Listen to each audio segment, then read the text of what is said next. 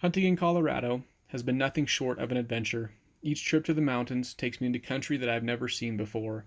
With countless hours behind Google Earth, hundreds of dollars invested into topographic maps, and the ambition to seek places in the woods that others turn away from because it's too hard to get to, finding elk is something I do well. While there's a lot of preparation and research to finding a successful hunting spot, putting boots to the ground is the true test of how productive an area is for holding elk.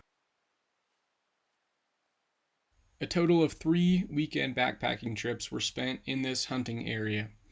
The first, a scouting trip in mid-July, followed by 2 weekend hunting trips in September. After spotting 10 bulls and a cow during the scouting trip, this was all I needed to see to know that I'd be back during hunting season. Opening weekend, there were no elk down low in the meadows. From a few miles away, elk were spotted above tree line, and that was where I was headed. The first stalk took me up on the wrong finger ridge, climbing approximately 1,500 feet and placing me about a half mile away from the herd. With a rock-filled basin between me and the herd that could not be crossed. The backside of this mountain these elk were on was a sheer cliff, and I didn't have enough daylight to go all the way down and back up after them on the correct finger ridge. After deciding this herd was not huntable, I checked the next basin over and spotted 5 cows and a 300-inch plus bull. It was mid-afternoon at this point, and I only had a couple hours left before I had to get off the mountain. Being in new country meant that I was not yet comfortable navigating in the dark with no trail to follow. I climbed to the highest tree left on the mountain, which still left me 150 yards from this massive bull elk. For me, an ethical shooting distance with a compound bow is up to 60 yards in great conditions. After a few minutes of observing the elk and trying to come up with a plan to close the distance, the lead cow had my scent. The herd quickly scurried off the mountain, retreating from the rocky mountainside, which was filled with fresh grasses and water seeping from every crack in the mountain. They disappeared down into the timber on the next finger ridge over. I quickly regrouped and headed in after them. I bumped into the herd just below tree line. After a single cow call and a narrow knock, I had the bull at 40 yards, but no vital shot.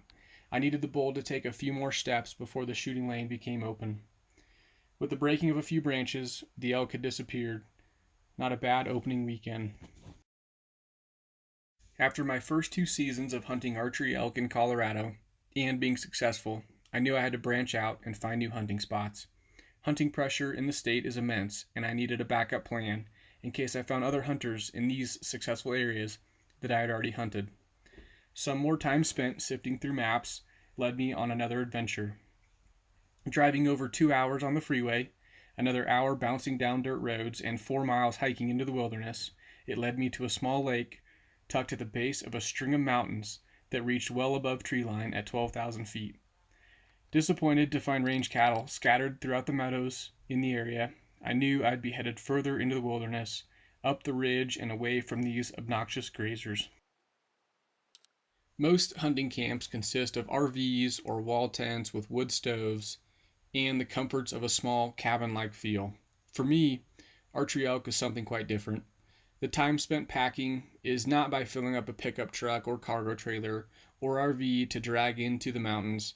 It is simply filling a backpack, which will hold everything I will have with me for the next 2 to 3 days and nights.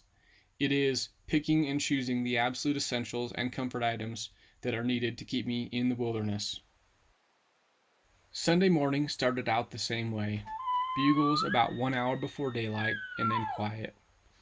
Afternoon showers from the previous day had our gear soaking wet. With wet socks and boots, we headed out of camp into the faint glimpse of morning daylight. We crept through the timber in the directions the bugles had been heard. With a long journey to get home, we only planned for a quick morning hunt. Around 8 a.m., we stopped to eat a snack before hunting our way back towards camp.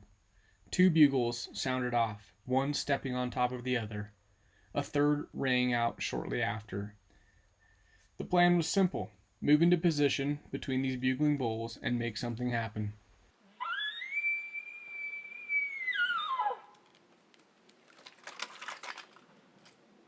The morning thermals would provide downhill wind until around 10:30, giving us a couple hours of good opportunity to get in close. We had approximately a quarter mile to go up the ridge before we were in proximity of these animals.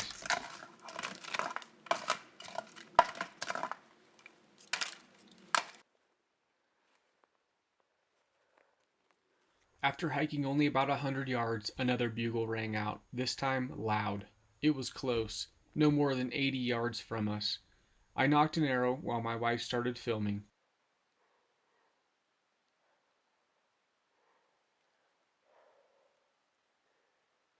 This bull was on the move and he was headed in our direction. In a matter of seconds, the bull was walking side hill across the ridge, a short distance above us. I came to full draw as he approached the last small cluster of trees before exposing himself to a shooting lane. He continued on his fast pace, and as he cleared the trees, he turned and faced us. He didn't like something in his view and stopped in his tracks only 12 yards away. A well-placed shot buried the arrow into his chest cavity. The bull turned and ran about 30 yards and expired within 10 seconds of the shot. It was a clean, ethical harvest with no tracking required. Oh my God. Beautiful. I'm shaking so bad.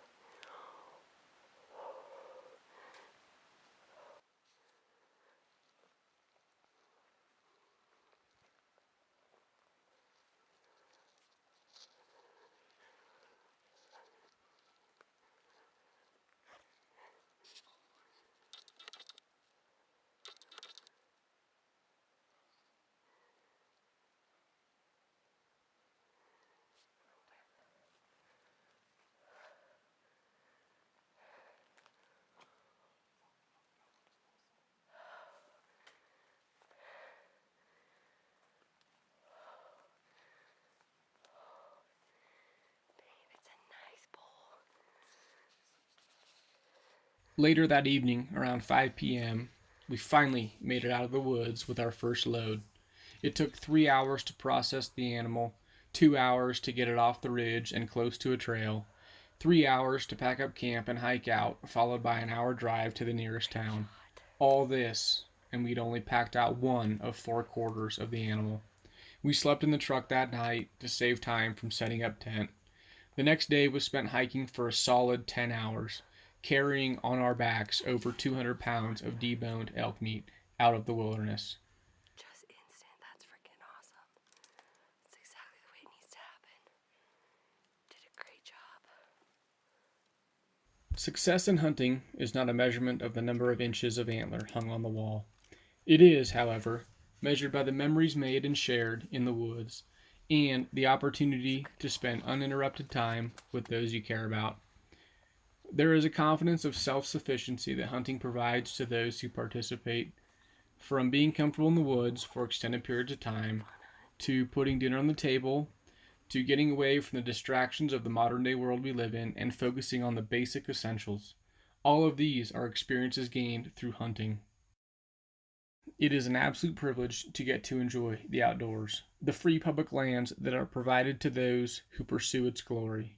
I encourage others to spend time in the wilderness. Get out there, go, and make something happen.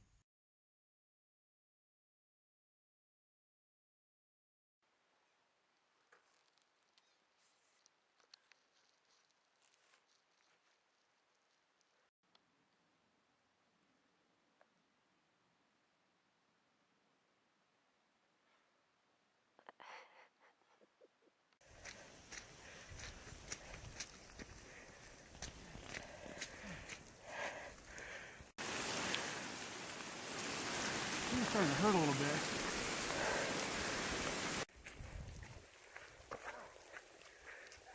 Pay attention.